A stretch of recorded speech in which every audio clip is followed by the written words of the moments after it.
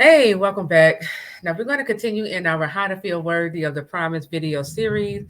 This is the last video. In the last video, part 5 is on the work. Are you doing the work that's going to help you to not only feel worthy, but know that I am of great value to this promise? What am I talking about? So, when we talk about just worthy in general, right? We get our worth from God, right? We don't get worth from material possessions, right? We don't define our worth based off of what people think, or if you're a man based off of the amount of women you have slept with, or your material possession. We don't get our worth from these things, because when these things are taken away, who are you? Will you still feel worthy? No, you won't. So we can't put our worth in things that can be taken away from us. We got to put our worth in, or we got to find our worth in something that's unshakable, unmovable, okay? And that would last for life, right? So we get our worth from our Heavenly Father by learning what are God's thoughts about me. How does God think about me? How does God see me? What does God, how does God feel about me, right? That's the first. That's like the basic, okay? That's step one. Once I get my worth from the Lord, then I can begin to add or build upon my worth, right? And so now I help myself to identify, in my own personal life, what makes me worthy, right? So if you are a single mother, then you can begin to ask yourself, okay, what are all the things I do for my children? And you can create a list. You cook, you clean, you sit down, you're their playmate, you take them to school, you buy them things, you're their mentor. Sometimes we're their therapist, sometimes we're their nurse, right? You do all of these things for your children. This is what makes you of great value to your children, right? Same thing can apply at your job, right? And you can take a look at your like skills, your skills, gifts, abilities, the degrees you have accumulated over the years, right? All of these things, when you sit down and add these things up, it just helps you to see, like, wow, I am a valuable person, right? But it doesn't stop there, okay? The next piece to this puzzle is doing the work, right? Doing the work that's going to help you to not only feel worthy of this promise, but know I'm ready for this promise. Know that I am the best one for this promise, right? See, many of the time when we feel like we're not really worthy of the promise, when we begin to feel intimidated by the promise, undeserving of the promise, it has a lot to do with the work we're not doing, right?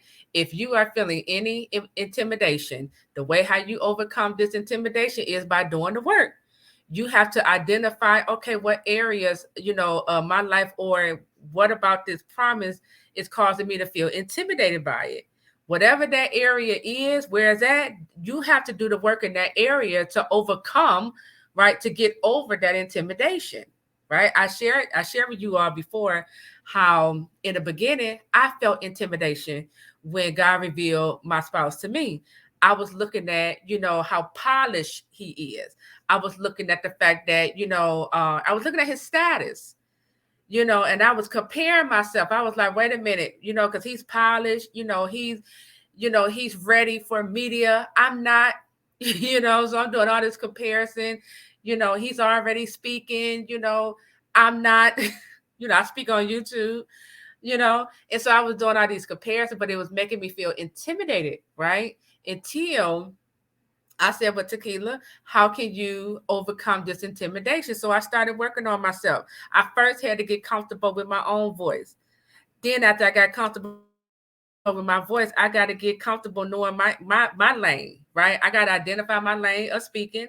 I got to dominate, okay, my lane. I got to know my material. I got to master. I got to be the best in my lane, right? So once I began to identify where this intimidation was showing up at, now I was able to put a strategy in place to help me to overcome that intimidation, okay?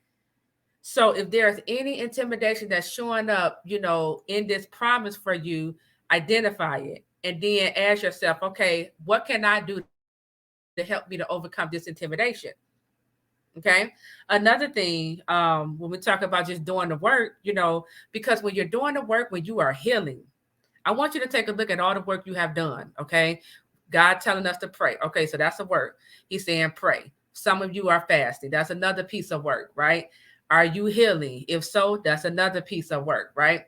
Um, I'm gonna take it a step further. For me, I'm over here getting my house in order. I'm getting out of debt. Okay. I just started the business, right? I got the business up and running. I'm working on improving my credit. Um, what else? I'm trying to think of some more things. You see the work that I'm doing? I'm working on me. Okay. I'm working on my health. Okay. I'm constantly improving myself. I'm learning how to respect my husband. I'm learning what it means to be a wife. I'm learning, okay, how to be feminine, right?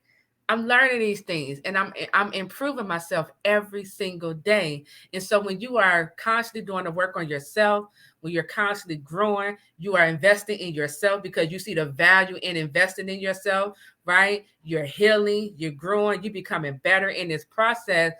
All of that unworthiness goes away because you now begin to identify I am the best for this promise. I am the obvious choice for this promise.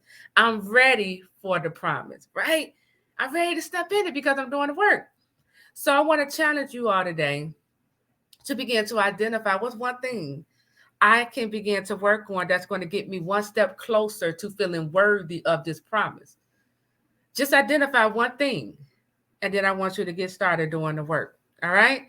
So that is it. We're going to conclude, wrap up our video series. I am Tequila Coleman. I'll talk to you all real soon. Take care.